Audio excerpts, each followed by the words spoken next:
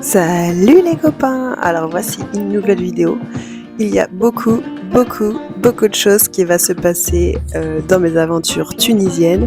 Alors restez bien connectés, je vais vous expliquer tout ce que j'ai vécu pendant mes premières semaines en Tunisie. Alors voilà, c'est moi Camille, la fille qui voyage seule à travers le monde. Grâce à Denver, mon Land Rover Defender. Pourquoi je voyage? Car j'aime l'aventure, le dépaysement, la découverte des autres et de moi-même. Je vis à plein temps dans mon 4x4, alors mon quotidien est la nouveauté, l'adaptation, la nature, parfois les galères, la solitude, la joie, la tristesse.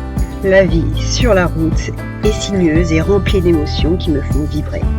Suivez donc mes vidéos pour découvrir ma vie nomade.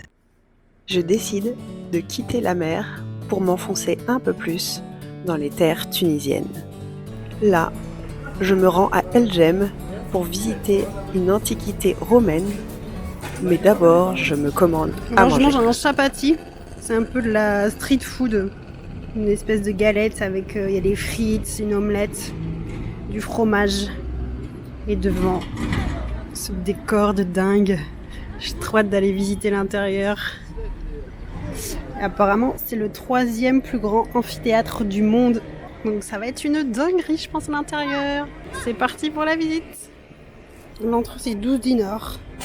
Donc c'est parti pour aller visiter. Alors je vous présente l'amphithéâtre romain d'El Jem. Il est bien sûr classé au patrimoine mondial de l'UNESCO et c'est l'amphithéâtre le mieux conservé d'Afrique du Nord. Les gradins. Je monte en haut des gradins pour voir ce que ça donne. Mais c'est immense. On peut même aller dans le centre où il y avait les gladiateurs et les combats. Voilà ce que ça donne tout en haut. C'est juste ouf, c'est énorme. J'espère qu'on se rend bien compte de la hauteur.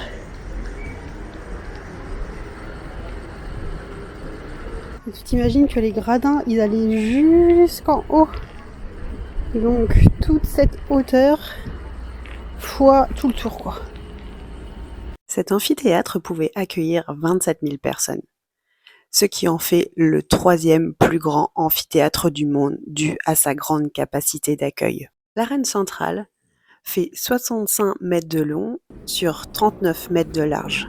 L'arène accueillait des jeux antiques, donc comme des combats de gladiateurs, des courses de chars, des jeux du cirque, mais aussi et surtout ce qui était le plus prisé, c'était les exhibitions de bêtes sauvages avec la chasse aux fauves. Ça, c'est de l'escalier de géant. Il est énorme. Je fais là combien de marches, mais c'est beaucoup. 1, 2, 3, 4, 5, 6, 18, 19, 22, 23, 24, 25, 27 marches. Wow. Là, t'as une sacrée vue sur la ville. La cité d'El Jem était très riche grâce au commerce de l'huile d'olive, donc ils ont pu construire cette grande amphithéâtre. Auparavant, il y en avait un plus petit, mais qui pouvait accueillir que 6000 personnes. Ils l'ont détruit pour reconstruire celui-ci, qui est sur les mêmes méthodes de construction que celui de Nîmes ou de Rome. C'est une marche en marbre. Oui, c'est du marbre, ça. Le grand luxe ici. L'absence de calcaire dans la région ont poussé les Romains à construire cet amphithéâtre avec du grès. Néanmoins, ce grès est très fragile, donc ils ont fait des gros murs et la pierre était blanche à l'origine, mais avec le temps, la pierre est devenue d'une couleur ocre. Du coup, c'est le seul édifice au monde romain qui a été bâti en pierre de taille, ce qui signe le prestige de cet amphithéâtre ainsi que son côté massif. Me voici dans les sous-sols de l'amphithéâtre. C'est un long couloir. On retrouve une gouttière tout le long. Ça c'est le plancher qui s'ouvrait. Donc là ils ont des grillages et Là, il y a l'égout. Je suppose quand ils nettoyaient tout le haut, ça tombait là et ça s'est évacué. Les Romains ont vraiment pensé à tout. Mais c'est immense, ça fait tout le long de l'amphithéâtre. En fait, ça fait une croix, j'ai l'impression. Là, on peut ressortir par ici. Et je pense vraiment que là, c'était des box où il y avait les animaux. Certainement leur mangeoire. Et apparemment, ils pouvaient communiquer tous entre eux. Ils avaient des petites fenêtres. Ça fait vraiment bizarre d'être ici. Tu sens le poids de l'histoire. Dans les souterrains, je me sentais pas bien. J'avais l'impression de sentir beaucoup d'âmes mortes ici, donc je suis partie et j'ai visité les extérieurs, le pourtour de l'amphithéâtre et c'était vraiment trop beau. Il y avait des colonnades, des antiquaires. J'ai adoré l'ambiance du lieu. Je continue le tour de l'amphithéâtre et je tombe sur un magasin de mosaïques. J'adore l'artisanat. Donc ça a attiré ma curiosité, je suis rentrée et pour parler au monsieur.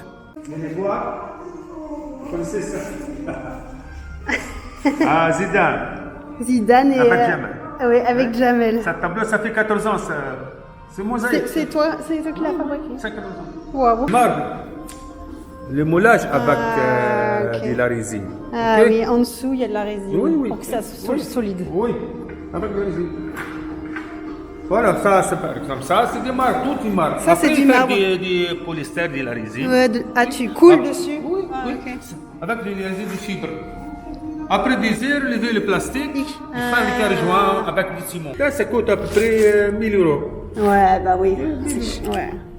Mais pour l'artisanat, c'est... Waouh, c'est beau. Ça, tout les marbres, ça, c'est importé. Ah oui, Ça, d'Italie. ça, italien. Italie. Ça, par exemple, le bleu, ça, Le bleu, c'est brésilien. c'est cher le bleu. Oui, le bleu, c'est Il y en a cher. tout petit peu. Oui, ça coûte cher. C'est cher, ouais. C'est marbre brésilien. Ah, ok. On a d'autres marbres bleus aussi, du Chili. Après, je reprends la route pour aller à Matmata, un village berbère situé à 600 mètres d'altitude dans les montagnes tunisiennes. La spécificité de la région, c'est d'avoir de nombreuses habitations troglodytes. Il y a un tunnel qui mène à une place circulaire. La place circulaire permet de faire rentrer la lumière dans chaque pièce. Où sont creusées plusieurs pièces. Une pièce pour la cuisine, une pièce pour la chambre, une pièce pour le salon. Tout mims, avec plein de fauteuils, des belles tenues au mur. Des tapis, je pense que c'est elle qui les fabrique. Bonne journée. Merci pour la visite de la maison. Au revoir. Je viens de sortir de la visite de la maison berbère et franchement j'ai adoré, c'était hyper typique. Donc il y a un grand couloir le long comme ça qui rentre dans la maison et après c'est creux. Ils ont les creusé dans la montagne pour que ça soit creux et après t'as des pièces en étoile creusé aussi dans la montagne et c'est trop beau et elle m'a donné du thé avec du pain et du miel, c'était trop bon et aussi je suis repartie avec mon bout de pain et clairement ce pain là est bien meilleur que le pain que j'ai acheté, la baguette traditionnelle pourrie quoi, donc ça il n'y a pas photo, le pain maison c'est bien meilleur. Et j'ai trop adoré visiter la maison, la petite dame elle était trop mignonne, toute vieille et tout, elle parlait pas français mais tu voyais que dans ses yeux ils avaient pas grand chose et tout. Et il y avait sa fille dans la cuisine qui préparait le thé, le pain que j'ai mangé. C'est trop une bonne découverte. Je continue ma route et je décide de m'arrêter à un point de vue parce que la vue sur les montagnes, j'adore, c'était vraiment trop beau. C'était assez touristique, mais il y a un gars qui vient me parler, il s'appelle Adeb Krim et il me dit « Viens, je te prête ma moto ». Donc moi, ni une ni deux, là, clairement, je dis pas non quoi. Laisse maintenant, vas-y, ouais.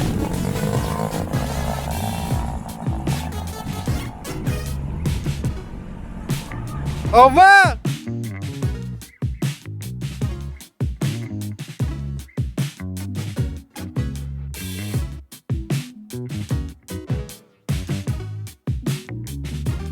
Bonjour. Ça va?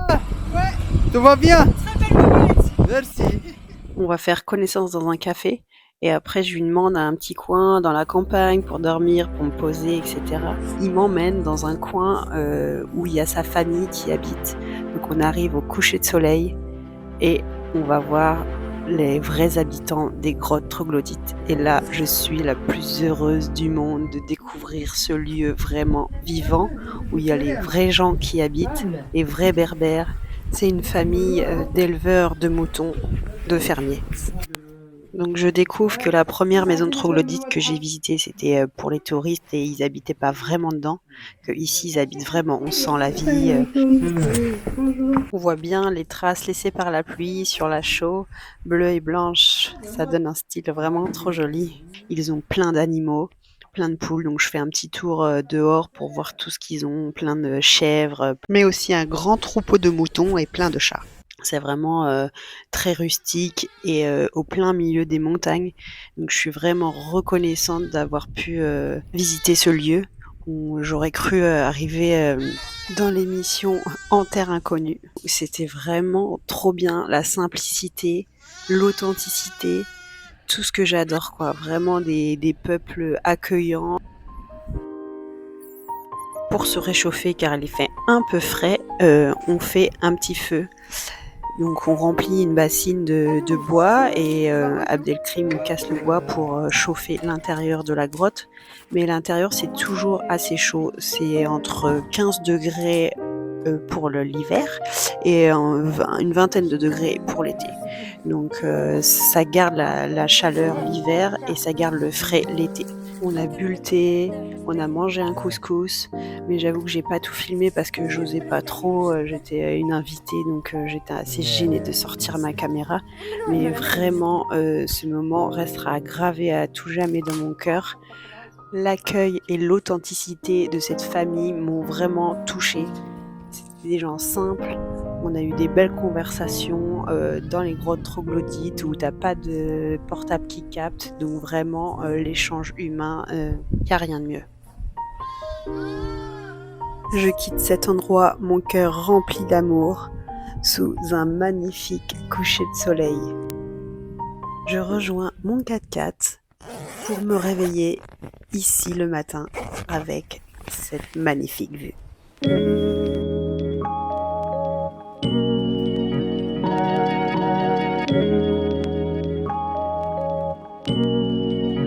J'ai la chance de visiter une maison troglodyte en construction. Donc c'est trop cool, c'est assez moderne parce que là ils ont fait un empierrement tout autour. Et donc là apparemment ça sera une chambre. Et là c'est en construction, t'as la brouette, la pelle. Avec ça ils creusent ici.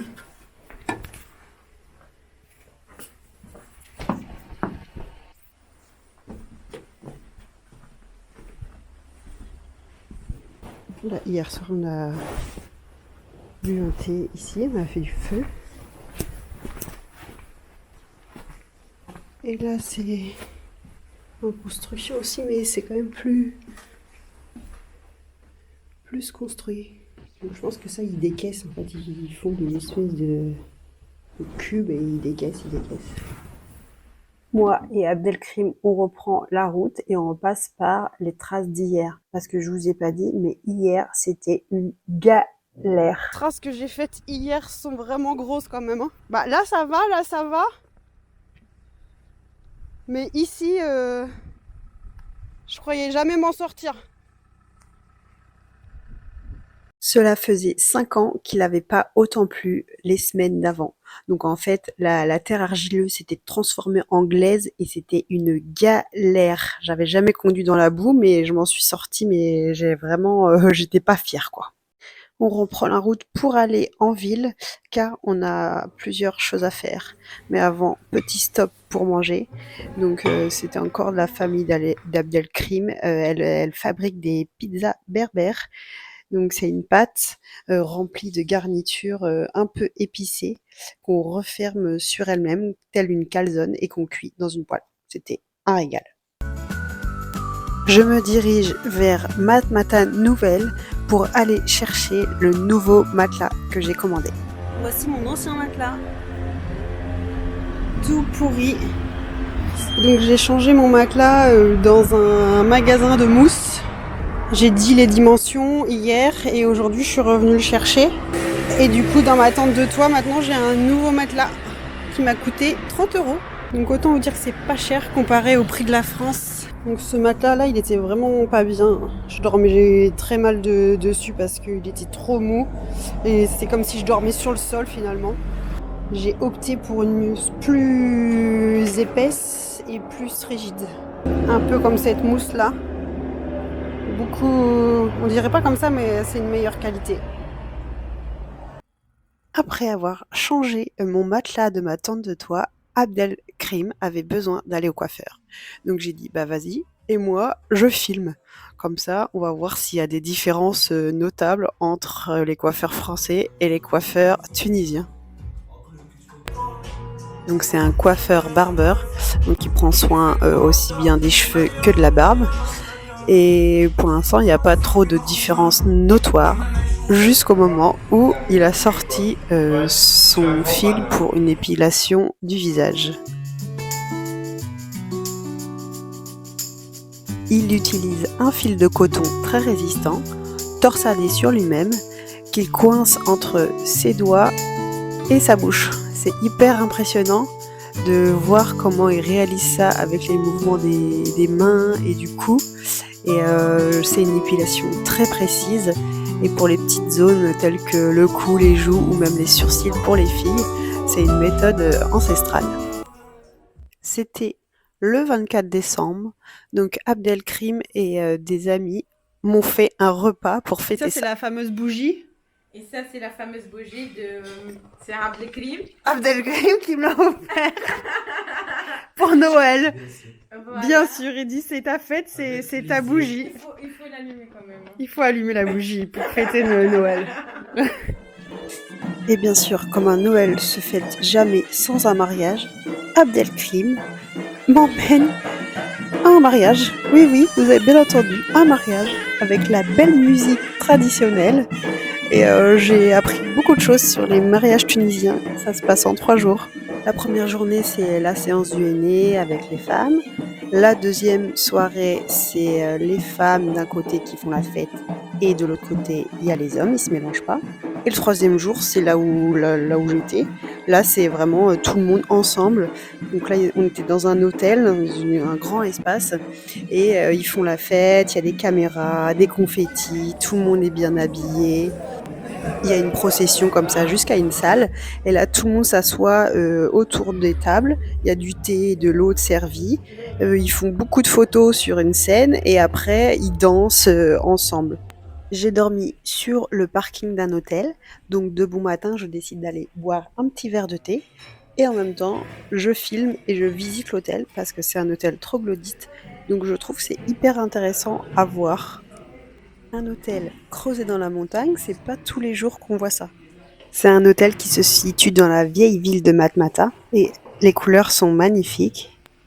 On peut voir grâce à une vue satellite que Matmata a beaucoup d'habitations troglodytes. C'est un vrai gruyère. Cet hôtel a été formé de plusieurs maisons troglodytes qu'ils ont reliées entre elles. Donc il y a au moins 3-4 trous pour abriter la salle à manger, la réception, le bar, mais aussi les cuisines, ainsi que toutes les chambres pour accueillir les clients.